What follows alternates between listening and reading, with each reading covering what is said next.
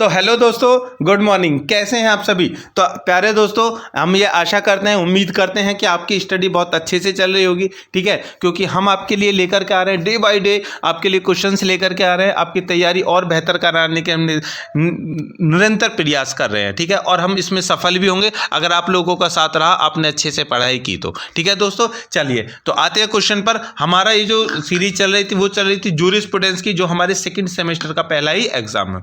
इससे पहले हमने लॉन्ग क्वेश्चंस करा दिए हैं, वेरी शॉर्ट क्वेश्चन सारे करा दिए हैं, और हमारे शॉर्ट क्वेश्चंस है वो भी समाप्ति की तरफ है। ठीक है दोस्तों, तो हमारा पूरा जो पेपर हमने गेसिंग पेपर दिया उसके अकॉर्डिंग सारा सोल्यूशन हमारे प्ले लिस्ट में पहुंच चुका है। जल्दी से सारे सब्जेक्ट को पूरा कर लें, अभी भी चिंता ना करें। अगर आप ये देख रहे हैं कि अभी भी आपकी अच्छे से पढ़ाई नहीं हुई है, तो अभी भी आपके पास में इतना समय है। हम इस तरह से आपके लिए मेहनत कर रहे हैं, आपके लिए हम जो प्रिपेयर करके लेके आए हैं कि आप 3 दिन में भी अपने पेपर को बहुत अच्छे से प्रिपेयर कर सकते हैं। ठीक है दोस्तों, चलिए तो आज का हमारा क्वेश्चन है जो शॉर्ट क्वेश्चन का आखिरी क्वेश्चन होगा शायद, कि क्वेश्चन 5 इसमें है जो रैम में अधिकार और व्यक्तित्व में अधिकार। इट मीन्स कि right in rem and right in personam. Important question है ये, हमें 10 नंबर का क्वेश्चन हमारे लिए मिलता है, शॉर्ट में देखने के लिए मिलता है।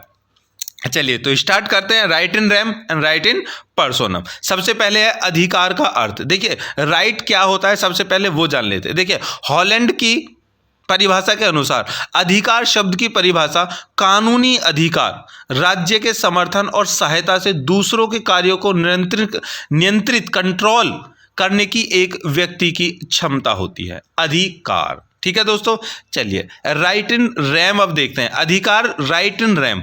देखिए अनुबंध, किसी अनुबंध पर हस्ताक्षर करने वाले व्यक्ति भी किसी के पास अमूर्त या रैम अधिकार होते हैं। पूरी दुनिया के खिलाफ उनका यह कानूनी दावा संक्षेप में यह ब्रह्मांड में किसी के द्वारा किसी व्यक्ति की संपत्ति की चोरी से बचाता है।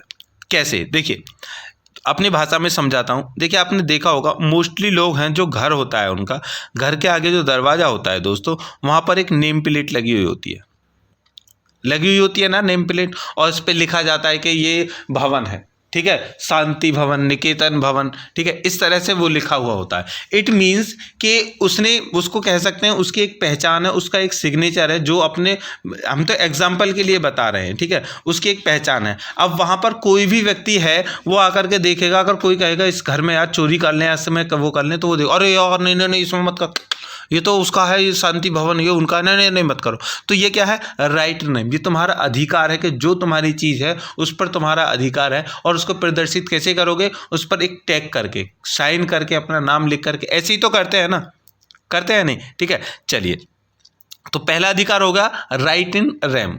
दूसरा, आगे इसी को पढ़ाते हैं, पहले अभी आगे बढ़ते हैं। हम इस प्रकार के अधिकार को एक परिणाम के रूप में, एक नकारात्मक के रूप में संदर्भित करते हैं, सिर्फ इसलिए कि यह हर किसी को अकेले रहने की आज़ादी की गारंटी देता है। इसका तात्पर्य यह है कि किसी व्यक्ति के अधिकारों को में हस्तक्षेप करने का अधिकार किसी और के पास नहीं है। ये व्यक्तिगत अधिकार है जिनका उपयोग तृतीय पक्ष के साथ व्यवहार को करते समय आपके लाभों के लिए किया जा सकता है। एग्जाम्पल दूसरा लेते हैं। बाइक पर रैम में अधिकार प्राप्त है जिसे दुनिया में कोई भी भंग नहीं कर सकता, क्योंकि ए ने बी की बाइक खरीदी है, जो ए को बाइक का स्वामित्व अधिकार देता है। इट मीन्स कि एक बाइक है और बाइक ए की है, ए की बाइक बी ने खरीद ली। ठीक है, ध्यान रखना दोस्तों, समझना। ए की बाइक है, वो बी ने उससे खरीद ली। अब उसकी बाइक लेकर के उसकी जो आरसी होगी, आरसी छोड़ो, बाइक के आगे उसने अपना नाम लिखवा दिया। ठीक है, अपना नाम लिखवा दिया, तो वो उसका अधिकार है। ठीक है, अब वो अधिकार उससे कोई नहीं छीन सकता। समझ में आ गया? चलिए ये राइट इन रैम है दोस्तों, ध्यान रखना क्या है ये, राइट इन रैम है। ठीक है, चलिए आगे बढ़ते हैं। एक रिकॉर्डेड गिफ्ट डीड के साथ दादा एक्स ने अपने पोते वाई को घर की संपत्ति दे दी। नतीजतन घर की संपत्ति का वाई का रैम में अधिकार है और कोई भी इस अधिकार का उल्लंघन नहीं कर सकता। ध्यान रखना कि एक दादा है, उसके 2 बच्चे हैं एक्स और वाई। ठीक है, तो एक्स के नाम उसने अपनी जमीन को क्या कर दिया? दे दिया, संपत्ति दे दी उसको, एक गिफ्ट के तौर पर दी है। ठीक है, लेकिन गिफ्ट के तौर पर वो जो जमीन दी है उसमें वाई का भी हिस्सा है। ठीक है, वो उसके हिस्से की जमीन को नहीं दे सकता, उसका भी अधिकार है, ठीक है, और उसका उल्लंघन वो नहीं कर सकता। इट मीन्स के दादा के पास जो जमीन है, ठीक है, अपने दो उसके बेटे हैं, दो एक्स और वाई, उसमें अपने एक बेटे को वो किसी और को अगर उसका अधिकार दे सकता है, मतलब उसमें गिफ्ट दे सकता है, तो वो उतना ही दे सकता है जिसमें उसका खुद का अधिकार है, ठीक है। जब तक वो दादा के पास है तो वो गिफ्ट में किसी को भी अपनी सारी जमीन दे सकता है, वो कोई बात नहीं, दे सकता है। लेकिन अगर उसने जमीन को अपने बच्चों के नाम कर दिया है, फिर उस पर वो गिफ्ट नहीं दे सकता किसी को, क्योंकि वो किसके नाम पर है, राइट नेम किसका है, उसके बच्चों का। समझ में आ गया दोस्तों? चलिए आगे चलते हैं। अब है व्यक्ति में अधिकार, राइट इन नेम समझ लिया। अब है राइट इन पर्सोनम। देखिए वाक्यांश व्यक्तितम, व्यक्तित्व में अधिकार, लैटिन वाक्यांश व्यक्तित्व में गतिविधि से लिया गया है। दूसरे शब्दों में एक व्यक्तिगत अधिकार एक व्यक्ति का एक विशिष्ट व्यक्ति के खिलाफ कानूनी सहारा है जिसने उस व्यक्ति के अधिकारों का उल्लंघन किया है। नतीजतन लोगों को कानूनी तौर पर दूसरे व्यक्ति के कारण होने वाली क्षतिपूर्ति अधिकारों के लिए जिम्मेदार ठहराया जाता है जिनके अधिकारों का उल्लंघन किया जाता है। इट मीन्स अभी यहां पर हम समझते हैं, ठीक है, कि ये एक प्लॉट है, ठीक है दोस्तों, ये एक प्लॉट है, आप ऐसे समझिए। और यहाँ पर क्या है, यहाँ पर एक प्लॉट है और यहाँ पर एक व्यक्ति है, उसका ट्रक खड़ा हुआ है, ठीक है, ट्रक खड़ा हुआ है, ठीक है, वो ट्रक को खड़ा करके यहाँ से चला गया, गलती से वो उसमें हैंड ब्रेक लगाना भूल गया, ठीक है, और हैंड ब्रेक लगाना भूल गया और यहाँ से ढलान है इधर की तरफ को रोड पर, ब्रेक लगाना भूल गया, वो थोड़ी देर रुका रहा, लेकिन इसमें थोड़ा प्रेशर हवा से बना और वो ट्रक जा करके घुस गया इसकी प्रॉपर्टी में और यहाँ से प्रॉपर्टी इसकी डैमेज हो गई। अब इसका तो अधिकार है उस पर राइट एंड रेम का, इस व्यक्ति का भी अधिकार है राइट एंड रेम का, ठीक है, लेकिन अब इसका जो अधिकार था इस पर, ठीक है, इसने जो नुकसान किया, अब इसका जो अधिकार है उस ट्रक पर व्यक्तित्व अधिकार हो गया। अब ये इस पर केस करेगा कि तेरे ट्रक की वजह से हुआ है, क्योंकि ट्रक पर जो तेरा है जो रेम अधिकार है, ठीक है दोस्तों, मतलब कि उसके कागज, वो ट्रक तेरा है, तेरे ट्रक की वजह से नुकसान हुआ है और तू व्यक्ति है, तो ये हो गया राइट इन पर्सोनम। और उसका अधिकार क्या था, अधिकार इसका ये है कि उसके अगर किसी प्रॉपर्टी को नुकसान पहुंचाया गया है उस दूसरे की किसी व्यक्ति के अनुसार, तो भाई साहब उससे वो अपना हर्जाना वसूलेगा, ठीक है दोस्तों। चलिए, मतलब कि नाम और कार्य के रूप में ये इस तरह से कंडीशन चल रही थी, ठीक है। चलिए अब एग्जाम्पल थोड़े से और हम देख लेते हैं। देखिए 25 लाख में ए ने बी को अपना घर बेच दिया, ठीक है, ध्यान रखना, ए ने बी को अपना घर बेच दिया 25 लाख में, यह है घर, ए का घर है, इसने बी को बेच दिया, ठीक है दोस्तों। नतीजतन ए के पास बी से बिक्री आय प्राप्त करने का व्यक्तिगत अधिकार है। ए के पास जब ए ने अपना घर बेच दिया तो उससे उसके बदले में पैसे लेने का पूर्ण अधिकार है, इसको कहेंगे व्यक्तिगत अधिकार, ठीक है दोस्तों। व्यक्तिगत अधिकार क्यों भैया, ए की जमीन है, ए की जमीन इसने खरीदी है तो बी ए को ही पैसा देगा, किसी और को पैसे नहीं दे देगा। बी ए के किसी भैया को, पिता को, कुनबा को, किसी व्यक्ति को और को पैसे नहीं देगा, वो ए को ही पैसे देगा। ये इसका राइट, ये है इसका राइट इन पर्सोनम है। और अब इसने जो इसके खिलाफ, इसको जो अपनी जमीन दी है, अब उस पर बी का जो अधिकार राइट इन रेम है और कोई अन्य पक्ष शामिल नहीं है, इसलिए राइट इन पर्सोनम है, ठीक है दोस्तों।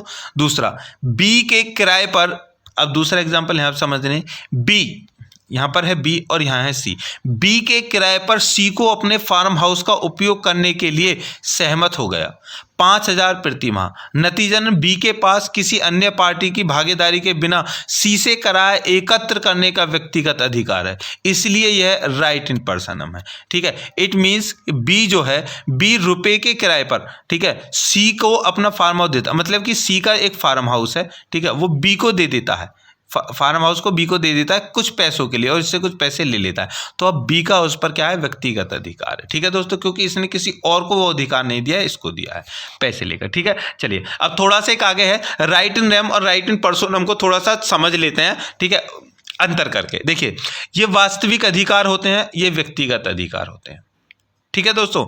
ये अधिकार सामान्य ग्लोब के विरुद्ध होते हैं, ये अधिकार विशेष पार्टी के खिलाफ उपलब्ध होते हैं। ये व्यक्ति तब में अधिकार का एक विषय होता है, ये रैम में अधिकार का विषय है। कोई रिश्ता यहां से नहीं बनता, लेकिन यहाँ पर एक संबंध स्थापित हो जाता है। किसी को आप एक चीज़ दे रहे हैं उधार के लिए, या फिर मतलब कि ए किसी बी को अपना किराए का मकान दे रहा है, तो उनके बीच में एक संबंध बन गया, किसका? मकान मालिक का और मकान में जो रह रहा है उसका। समझ में आ गया? लेकिन इससे नहीं होता, क्योंकि यहाँ पर अब देखिए दोनों में अंतर क्या है कि ए और बी, यहाँ पर एक प्लॉट है, घर है, यहाँ पर एक प्लॉट है। यहाँ पर क्या करता है, ये इसको अपना घर बेच देता है, ठीक है, तो इसकी प्रॉपर्टी पे इसका नाम हो गया, तो ये हो गया राइट एंड रेम। ये इसको किराए पर देता है, तो उसका नाम नहीं हुआ है वो प्रॉपर्टी, लेकिन उसका यूज वो कर सकता है पर्सनली। ठीक है दोस्तों, चलिए आगे। ये नकारात्मक अधिकार होते हैं, ये सकारात्मक अधिकार होते हैं। ये सामान्य अधिकार होता है, ये विशेष अधिकार होता है। ठीक है दोस्तों, पर्सोनम व्यक्तिगत अधिकार होता है और ये सामान्य अधिकार होता है। ठीक है दोस्तों, चलिए अब चलते हैं निष्कर्ष पर। देखिए, शब्द रेम में अधिकार और व्यक्तित्व में अधिकार वास्तविक अधिकारों को संदर्भित करते हैं, मतलब ओरिजिनल अधिकार होते हैं दोनों ही तरह के, जिनका उपयोग पूरी दुनिया के खिलाफ किया जा सकता है। और व्यक्तित्व में अधिकार व्यक्तित्व अधिकारों का उल्लेख करने के लिए जिनका उपयोग किसी विशिष्ट व्यक्ति के खिलाफ किया जा सकता है जो अधिकार का उल्लंघन करता है। हमने रैम में अधिकार और व्यक्तित्व में अधिकार के बीच में अंतर के बारे में भी यही बात समझाई है। ठीक है दोस्तों, चलिए तो ये क्वेश्चन हम करते हैं यहीं पर समाप्त दोस्तों। आई होप कि क्वेश्चन आपको समझ में आ गया होगा। 10 नंबर में आपको देखने के लिए मिलेगा ये क्वेश्चन, हालांकि 4 नंबर में भी देखने के लिए मिल जाएगा। शॉर्ट ही नहीं कैसे 90% तो 10 में आएगा, वैसे 4 नंबर में भी आ सकता है। तो आप प्रिपेयर कर लीजिए अच्छे से और रेडी हो जाइए। ठीक है, और कर दीजिए हमारे चैनल को सब्सक्राइब, जितने भी नए दोस्त आज इस वीडियो को देख रहे हैं जिन्होंने नहीं किया है। ठीक है दोस्तों, और जिन्होंने कर रखा उनका धन्यवाद। सपोर्ट करते रहिए, हम आपको पढ़ाते रहेंगे और ये हम दोनों की लोगों की मेहनत ही आपका भविष्य अच्छा करेगी। मिलते हैं नेक्स्ट वीडियो को लेकर के। ठीक है, तब तक के लिए आपसे चाहेंगे विदा। जय हिंद दोस्तों।